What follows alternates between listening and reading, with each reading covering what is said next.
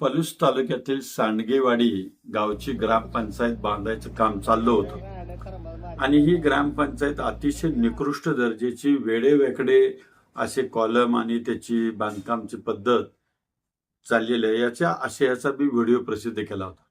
माझ्या व्हिडिओची दखल संबंधित सरपंच साहेब असोत अगर तिथले नेते असोत या सर्वांनी मिळून ती घेतली आणि संबंधित ठेकेदाराला हे पुनश्च काढायला लावलं.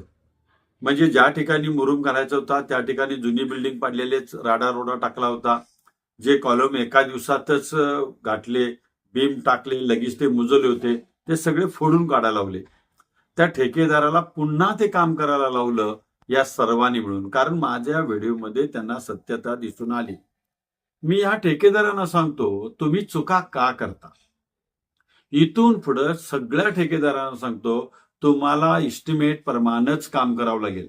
मला जर कोणी कळवलं की तुम्ही इस्टिमेट प्रमाणे काम करत नाही तर तुमचा मी बाजार उठवणार.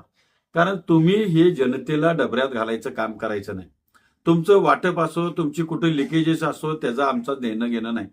तुम्हाला इस्टिमेट प्रमाणे काम करायचं हे डोक्यात ठेवा. मी ठेकेदारांना सांगतो, असं नुकसान करून घेऊ नका.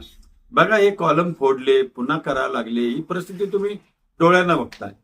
का तुम्हाला कोण विचारतं नव्हतं म्हणून चाललंय का? पण मी विचारता आहे. जनता हळूहळू जागृत व्हायला लागलेली आहे.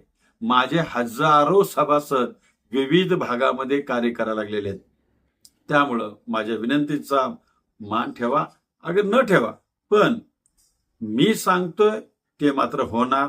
तुम्ही इस्टिमेट प्रमाणे नाही काम केलं तर तुमचा मी प्रसिद्ध करून बाजार उठवणार. याची नोंद घ्या. एवढंच सांगतो. धन्यवाद.